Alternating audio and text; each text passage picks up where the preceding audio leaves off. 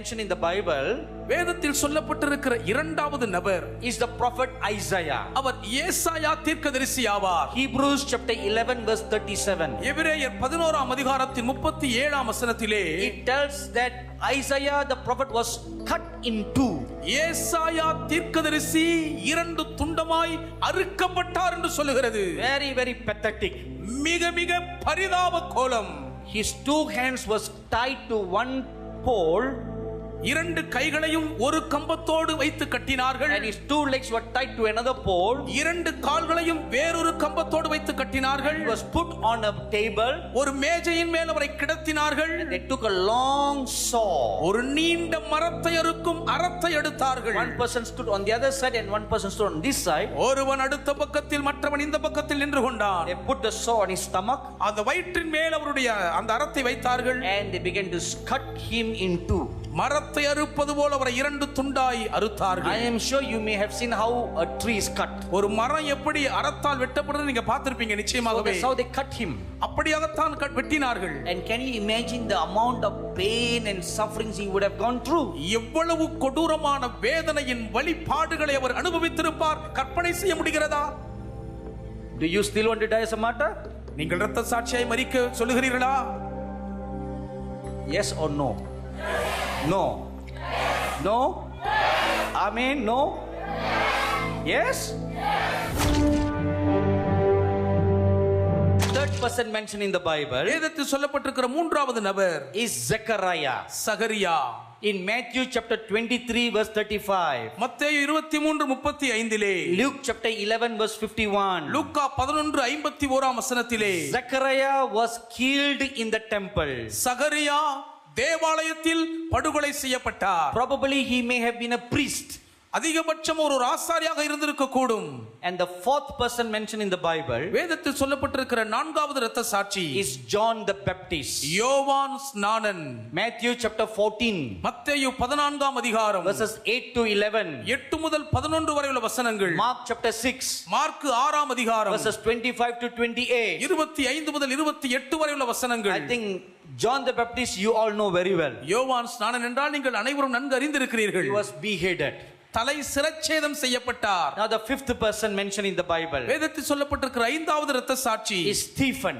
அவர்தான் ஸ்தேவான். Acts chapter 7 அப்போஸ்தலர் 7ஆம் அதிகாரம் verses 54 to 60. 54 முதல் 60 வரை உள்ள வசனங்களிலே Chapter 22 22ஆம் அதிகாரம் verse 20. 20ஆம் வசனம். And I'm sure next to John the Baptist you all know about Stephen's death very well. யோவான் ஸ்நானனுக்கு அடுத்ததாக ஸ்தேவானின் வீர மரணம் உங்கள் அனைவருக்கும் நன்கு தெரியும் என்று நிச்சயித்திருக்கிறேன். He was stoned to death. கல்லெறிந்தே கொலை கொண்டார். And the sixth person mentioned in the Bible வேதத்தில் சொல்லப்பட்டிருக்கிற ஐந்தாவது நபர் is Antipas. அந்திப்பா. Revelation chapter 2 verse 13. வெளிப்படுத்தல் 2ஆம் அதிகாரத்தின் 13ஆம் வசனம். Now on the 13th of May this year, இந்த வருஷம் மே 13ஆம் தேதி அன்று after finishing my ministry in Africa, ஆப்பிரிக்க நாட்டினுடைய ஊழியத்தை முடித்த பின்பு I was flying back to come to India. நான் இந்தியாவுக்கு ஒரு விமானத்தில் வந்து கொண்டிருந்தேன். So as the plane was flying over the waters, விமானம் கடல் நீர்ப்பரப்பின் மேல் பறந்து வந்து கொண்டிருந்த போது so I was meditating the word and praying. தேவனுடைய வசனத்தை தியானம் பண்ணி ஜெபித்துக் கொண்டிருந்தேன். At that moment அந்த நேரத்திலே I heard the voice of the Lord Jesus. ஆண்டவர் இயேசு கிறிஸ்துவின் சத்தத்தை கேட்டேன். He said, "Do you know how my faithful witness Antipas died?"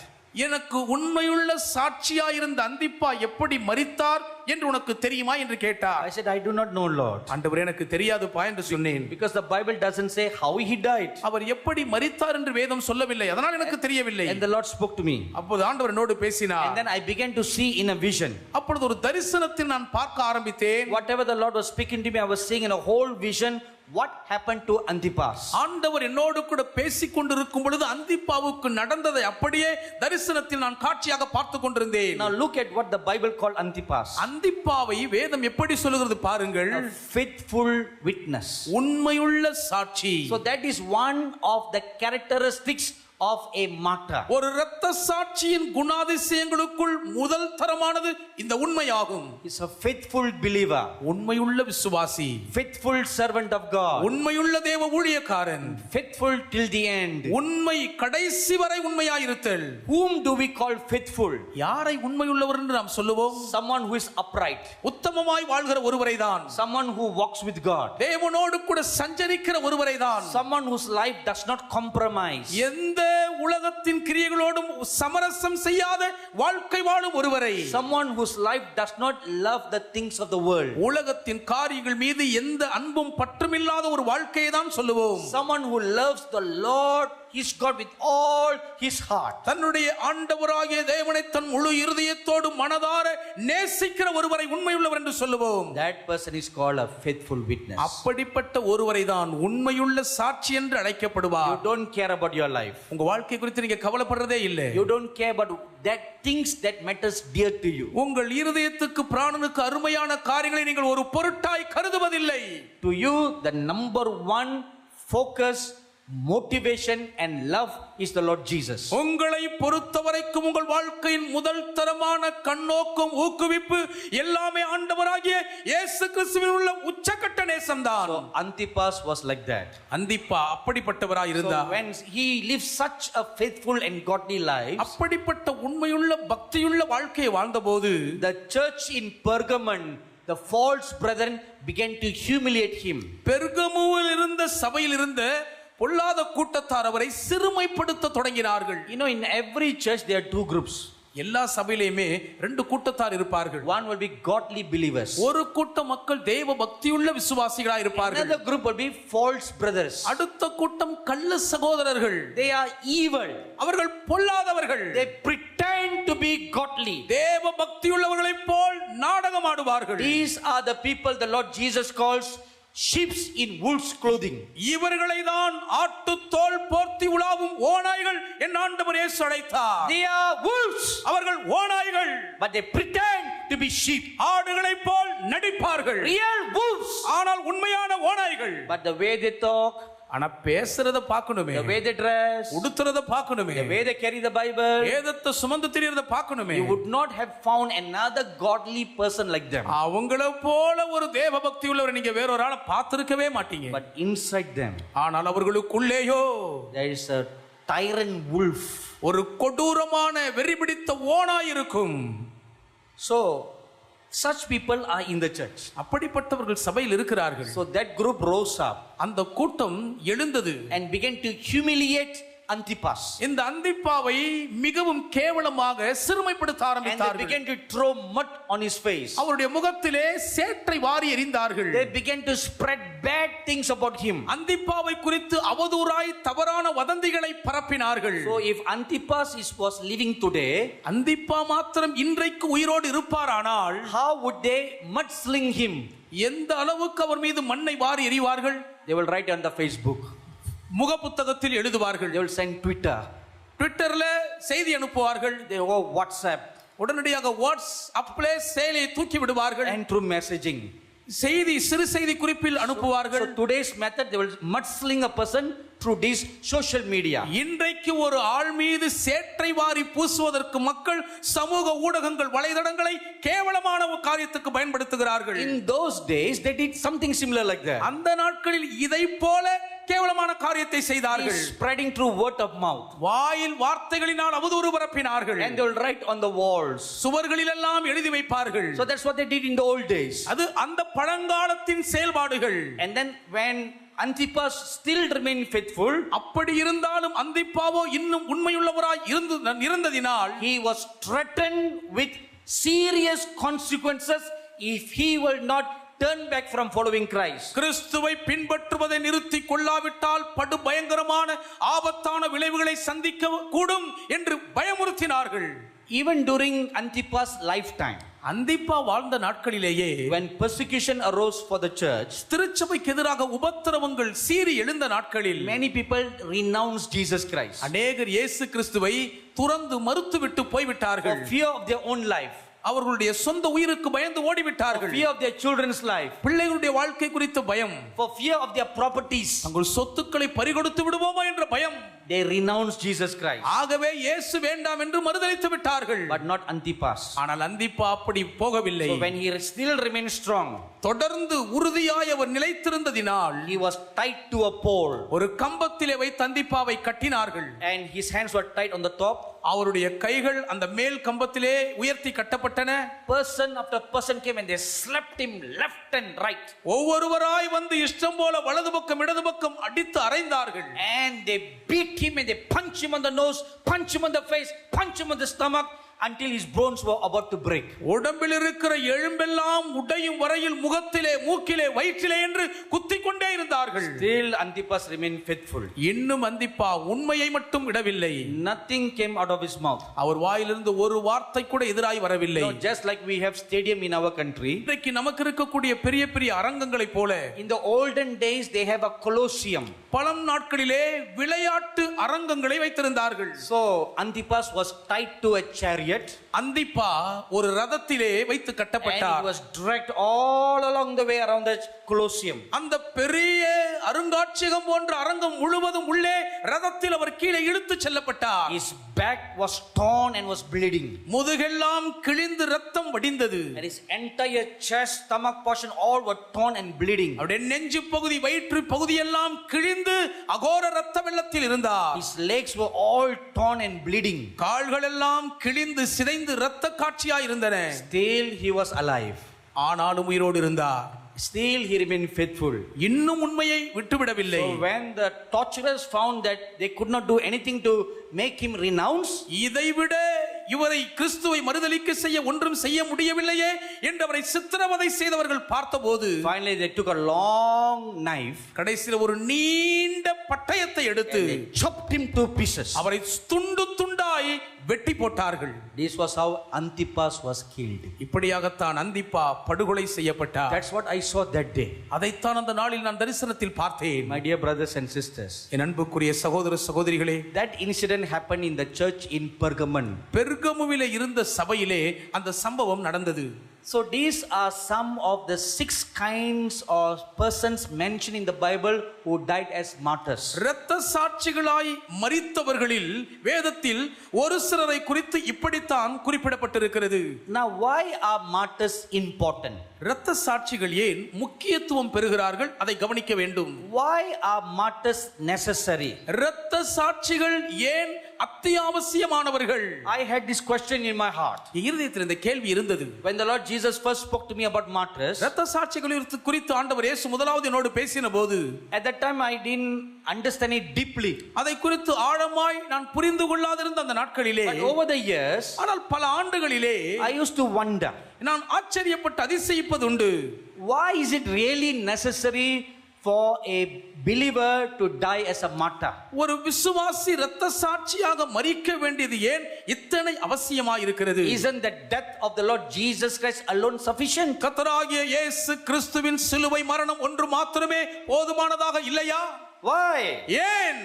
So over the years the Lord taught me, பல ஆண்டுகளிலே கர்த்தர் எனக்கு கற்றுக் கொடுத்தார். it is because of 2 reasons. இரண்டு காரணங்கள் நிமித்தம் தான் இது தேவை. Number 1, முதலாவதாக, when a martyr dies, ஒரு இரத்த சாட்சி மரிக்கும் போது he is a seed that is given as a sacrifice. ஒரு பலியாக விதைக்கப்படுகிற அவர் விதையாவார். John chapter 12 verse 24. யோவான் 12ஆம் அதிகாரத்தின் 24ஆம் வசனம், The Lord Jesus said, ஆண்டவராகிய இயேசு சொன்னார், except a corn of wheat falls down to the ground and die. கோதுமை மணியானது நிலத்திலே விழுந்து சாகாவிட்டால். Now please note that phrase that the Lord Jesus said. ஆண்டவர் இயேசு சொன்ன இந்த சொற்றொடரை தயவு செய்து கவனியுங்கள். The corn that is on a wheat, ஒரு கோதுமைக்குள் இருக்கிற அந்த தானியம், as long as it remains on the wheat, அது கோதுமைக்குள்ளேயே தனித்து இருக்கும் வரையில் it has no life, அதற்குள் ஜீவன் இல்லை. but it must fall down, ஆனால் அது நிலத்தில் விழ வேண்டும். must fall on this ground. அது நிலத்திலே விழ வேண்டும். வேண்டும். It must die. அது சாக வேண்டும். It must be sown in the ground. அது நிலத்திலே விதைக்கப்பட வேண்டும். It is a seed. அது ஒரு விதையாகும். But when the seed is sown, அந்த விதை விதைக்கப்படும் போது then something life comes out. அதிலிருந்து ஏதோ ஒரு புது ஜீவன் வரும். So a martyr is a seed that is sown in the ground. ஆகவே ஒரு இரத்த சாட்சி நிலத்தில் விதைக்கப்படும் ஒரு விதையாவார். We may not understand its full implication. இதனுடைய முழு தாற்பயத்தையும் நாம் புரிந்து கொள்ள முடியாமல் இருக்கலாம். But when a true martyr dies, ஆனால் உண்மையான ஒரு இரத்த சாட்சி மரிக்கும் போது he is a seed that is sown in the ground. அவர் நிலத்தில் விதைக்கப்பட்ட விதையாகிறார். It will never go wasted. ஒரு நாளும் அந்த விதை வீணாய் போகாது. Number 2, இரண்டாவதாக, when the martyr dies, இரத்த சாட்சி மரிக்கும் போது when his blood is spilled on the ground, அவருடைய இரத்தம் நிலத்தில் சிந்தப்படும் போது in whichever place his blood was spilled, எந்த இடத்தில் அவர் இரத்தம் சிந்தி தெரித்தாலும் from that place he will cry out to God and pray for that area. அந்த இடத்திலிருந்து தேவனை நோக்கி கதறி கூப்பிட்டு அந்த பகுதிக்காய் அவர் வேண்டுதல் செய்வார். Let me give you 2 Bible examples for that. இதிலிருந்து இதுக்காக வேதத்திலிருந்து 2 உதாரணங்களை சொல்லுகிறேன். Genesis chapter 4 verse 10. ஆதியாகமம் 4ஆம் அதிகாரத்தின் 10ஆம் வசனம். We saw earlier that the blood of Abel cried out to God. ஆபேலின் இரத்தம் தேவனை நோக்கி கூப்பிட்டது என்று ஆரம்பத்திலே பார்த்தோம். From whichever place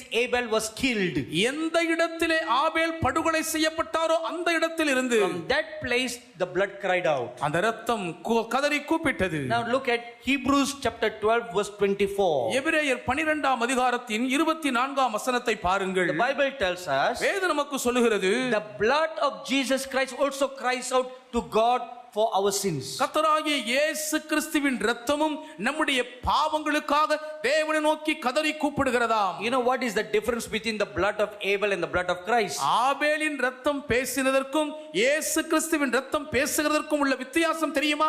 The Bible says, வேதம் சொல்லுகிறது, the blood of Abel cried for vengeance, ஆபேலின் இரத்தம் பழி வாங்கும்படி சத்தமிட்டு கூப்பிட்டது. but the blood of Jesus Christ cried for forgiveness. ஆனால் இயேசு கிறிஸ்துவின் திரு இரத்தமோ இவர்களை மன்னித்து விடும் என்று மன்னிப்புக்காய் மன்றாடுகிறது. Amen. Amen. That's the difference between the 2 blood. இரண்டு இரத்தங்களுக்கும் இடையே உள்ள வேறுபாடு இதுவே ஆகும். Now when we die as a martyr, இப்பொழுது நாம் இரத்த சாட்சிகளாய் மரிக்கும்போது how will our blood cry? நம்முடைய இரத்தம் எப்படி கூப்பிடும்? I am 100% sure 100% நிச்சயமாய் சொல்லுவேன், our blood will not cry for vengeance, நம்முடைய இரத்தம் பழி வாங்குதலுக்காக கதறாது, but it will cry for forgiveness. ஆனால் மன்னிப்புக்காய் கதறுவோம். You know why? ஏன் தெரியுமா? Because we have the blood of Jesus upon us. ஏனென்றால் இயேசு கிறிஸ்துவின் இரத்தம் நம் மீது இருக்கிறது. Amen. Amen. The blood of Jesus is mixed together with our own blood. இயேசு கிறிஸ்துவின் திரு இரத்தம் நம்முடைய சொந்த இரத்தத்தோடு இரண்டர கலந்திருக்கிறது. So when the blood of Jesus is inside you, ஆகவே உங்களுக்குள் இருக்கிற இயேசு கிறிஸ்துவின் இரத்தம் how can your blood cry for vengeance? இருக்கும் பொழுது எப்படி உங்கள் இரத்தம் பழி வாங்கும்படி கூப்பிட முடியும்? Amen. ஆமென். No. இல்லை. It will cry out to God for mercy. தேவனே இவர்களுக்கு இரங்கும் என்று இரக்கத்துக்காய் கெஞ்சும். Let me share with you one marvelous experience I had many years ago. பல ஆண்டுகளுக்கு முன்பு எனக்கு உண்டான ஒரு ஆச்சரியமான அனுபவத்தை குறித்து உங்களுக்கு நான் சொல்லுகிறேன். About 15 years ago I had gone to Tibet. ஏறக்குறைய 15 ஆண்டுகளுக்கு முன்பு நான் திபெத்துக்கு போயிருந்தேன். So I went to the northeastern part of Tibet திபெத்தின் வடகிழக்கு மாகாணத்துக்குள் போயிருந்தேன். to conduct a youth camp meeting. அங்கே ஒரு வாலிபர் முகாம் கூட்டம் நடத்த A போயிருந்தேன். small group of 25 youths gathered. ஒரு 25 வாலிபர்கள் இங்கே சிறு கூட்டம் கூடினார்கள். So since Tibet there are a lot of communist police. திபெத்திலே அதிகமான communist போலீஸ்கள் இருக்கிறபடியினால் We cannot have an open meeting like this. இதை போன்ற திறந்த வெளி கூட்டங்களை நடத்த முடியாது. So we traveled for many hours out into the wilderness. ஆகவே வனாந்தரத்தை நோக்கி பல மணி நேரங்கள் பயணித்தோம். In a secluded place surrounded by mountains. மலைகளால் சூழப்பட்ட ஒரு தனிமைப்படுத்தப்பட்ட இடத்துக்குள்ளாக Pitched tents and we had the meeting there. அங்கே கூடாரங்களை போட்டு நாங்கள் கூட்டம் நடத்தினோம். Now came the last day of the meeting. கூட்டத்தின் கடைசி நாள் வந்தது. So on the last day of the meeting I motivated all the young people to pray for China. அங்கிருந்த எல்லா வாலிபர்களும் அந்த கடைசி நாள் கூட்டத்திலே சீனா தேசத்துக்காக ஜெபிக்கும்படி நான் ஊக்குவித்தேன். So I said now let us all pray for the salvation of China. சீனாவின் ரட்சிப்புக்காக ஜெபிப்போம் என்று சொன்னேன். I said one of you pray. உங்களில் ஒருவர் ஜெபம் பண்ணுங்கன்னு சொன்னேன். Nobody opened their mouth. யாருமே வாய் திறக்கல. You know, if today we give a call, இன்னைக்கு நம்ம ஒரு அழைப்பு கொடுப்போமானால் உங்களுக்கு தெரியும், okay, let's pray for this matter. இந்த காரியத்துக்காக நாம் ஜெபிப்போம் என்று சொன்னதும் தான், Those of you who feel inspired, pray. யாருக்குள் ஏவுதல் வருமோ உடனே ஜெபிப்பீர்கள். Everybody will remain silent. ஆனா அங்க எல்லாரும் அமைதியா இருந்தாங்க. Right? This happening in our church too. நம்ம சபையில இப்படி தானே நடக்குது இன்னைக்கு. What are we waiting for? எதுக்காக நம்ம காத்திருக்கிறோம்? Who will pray first? யார் முதல்ல ஜெபம் பண்ணுவாங்கன்னு பாப்போம். Isn't it? அப்படிதானே? So the same thing happened that day. அன்னைக்கும் அதே காரியம் தான் நடந்துச்சு. So everybody kept quiet. எல்லாரும் அமைதியா இருந்தாங்க. Nobody was opening their mouth. யாரும் வாய் திறக்கிறதா இல்ல. So finally, கடைசியாக I introduced plan B. நான் இரண்டாவது திட்டத்தை அறிமுகப்படுத்தினேன். When plan A fails, ஒரு முதல் திட்டம் தோற்கும் போது I always have plan B. எப்பொழுதுமே ஒரு இரண்டாவது திட்டத்தை வகுத்திருப்பேன். Plan B fails, இரண்டாவது திட்டமும் தோற்று போகுமானால் plan C. மூன்றாவது திட்டம் வைப்பேன். Plan C fails, அந்த மூன்றாம் திட்டமும் தவறுமானால் I have plan D. நான்காவது திட்டம் இருக்கும். Right up to plan Z. Z வரைக்கும் கடைநிலை வரைக்கும் திட்டம் இருக்கும். But don't have to wait until plan Z. ஆனால் Z வரும் வரைக்கும் காத்திருக்க தேவையில்லையே. Mostly it will be fulfilled by plan B. அதிகமாக இரண்டாவது திட்டத்திலேயே காரியம் முடிஞ்சிரும். So what did I do? நான் என்ன செய்தேன்? I went to one person, okay, now you pray. நான் ஒருத்தர் கிட்ட போய் இப்ப நீங்க ஜெபம் பண்ணுங்கன்னு சொன்னேன். Now you are nominated. இப்ப வேற வழி இல்ல, பேரை சொல்லியாச்சு. So you have to pray. ஜெபிச்சுதான் ஆகணும். And I noticed நான் கவனித்தேன், that person was tight-lipped.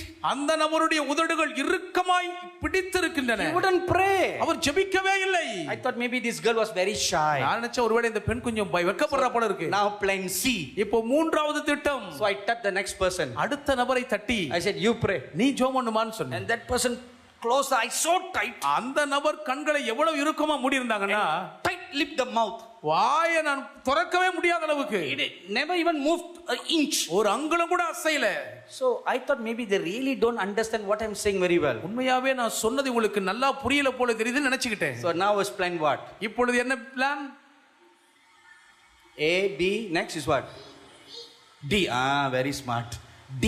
இப்பொழுது D, நான்காவது திட்டம். I tapped the other brother, one brother. அங்க ஒரு சகோதரன் தான், அவரை தட்டினேன். I said, brother, you pray. சகோதரனே நீங்க ஜெபம் பண்ணுங்க. And he was as hard as a stone. அவரோ கல்லை போல இறுக்கமா இருந்தார். He wouldn't pray either. அவரும் ஜெபிக்கல. Say, what is wrong with all these people? கேட்ட என்ன இவங்களுக்கு எல்லாம் என்ன பிரச்சனை? Then maybe I thought, oh, அப்புறம் தான் யோசித்து பார்த்தேன், these are all new believers. இவங்க எல்லாம் புது விசுவாசிங்க இல்ல. They don't know how to pray for others. மற்றவர்களுக்காக எப்படி ஜெபிக்கணும்னு உங்களுக்கு தெரியல. சரி பரவாயில்ல. Now plan E. இப்பொழுது ஐந்தாவது திட்டம். I went and tapped the prayer leader of the group. அந்த ஜெபக்குழுவின் தலைவரை போய் தட்டினேன். A 32-year-old young girl. 32 வயது வாலிப பெண். I said, daughter, you pray. மகளே நீ ஜெபம் பண்ணுமா. She was worse than everybody else. அங்கிருந்த எல்லாரை விட அவ ரொம்ப மோசமா இருந்தா. That something is wrong.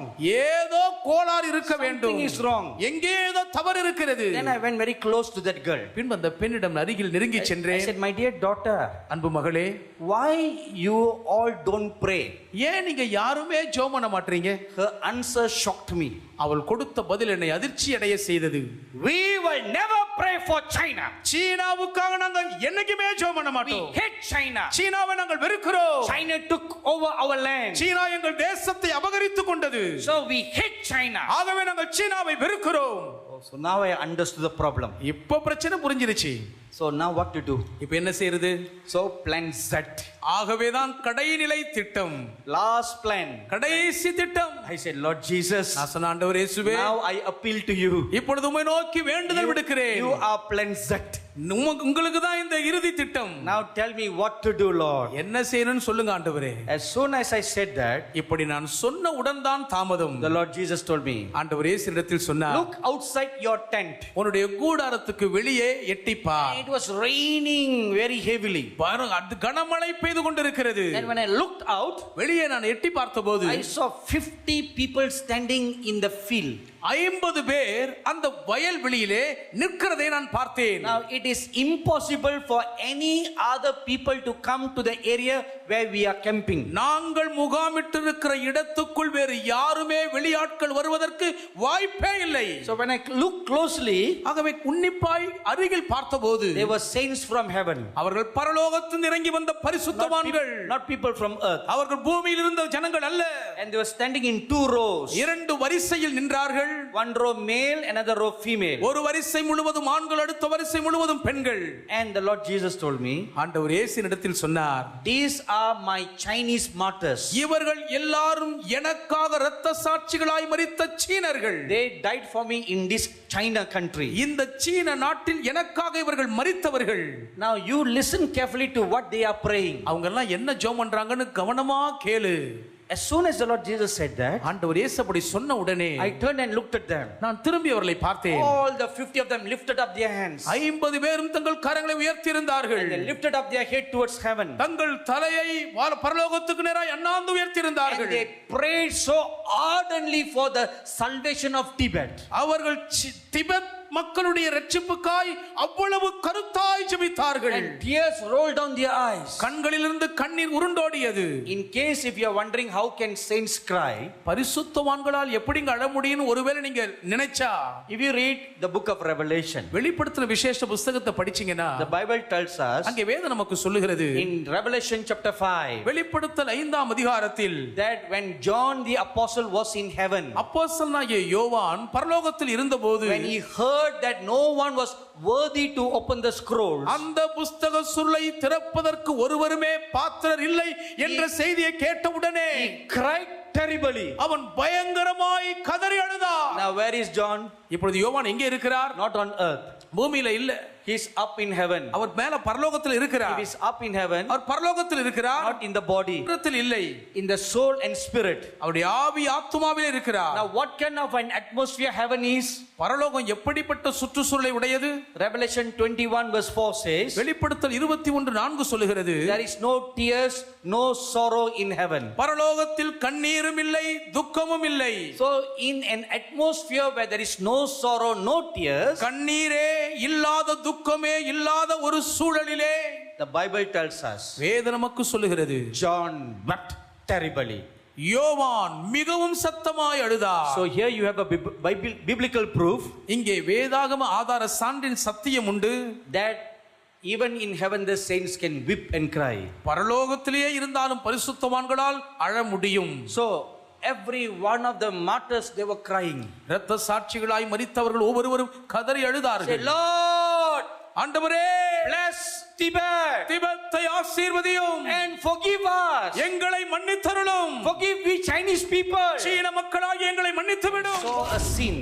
நான் ஒரு காட்சியை பார்த்தேன். This boy's parents are pastors. இந்த சிறு பையனுடைய பெற்றோர்கள் போதகர்கள். One day the communist police came to arrest the father. ஒரு நாள் கம்யூனிஸ்ட் போலீஸ் அவருடைய தகப்பனாரை கைது செய்ய வந்தார்கள். And they were dragging the father out of the house. வீட்டில் இருந்து அவருடைய தகப்பனை இழுத்து கொண்டு போனார்கள். Now the wife is also a pastor. இப்பொழுது அவருடைய மனைவியும் ஒரு போதகரே. So they grabbed her neck. அவளுடைய கழுத்தை பிடிச்சு, And they began to squeeze her neck. அப்படியே கழுத்தை கசக்கி நெருக்க ஆரம்பித்தார்கள். To renounce Christ Jesus. கிறிஸ்து இயேசுவை மறுதலி, To renounce doing ministry. ஊழியத்தை செய்வதை விட்டுவிட வேண்டும். And the woman was being choked. அந்த பெண்ணோ கழுத்து நெருக்குண்டு போகிறாள். And their only 5-year-old son. 5 வயது நிரம்பிய ஒரே மகன். That boy came running and held on to the feet of the soldier. ஓடி வந்த அந்த போர் வீரனுடைய கால்களை இறுக கட்டி He கொண்டான். said, let my mother go, let my mother go.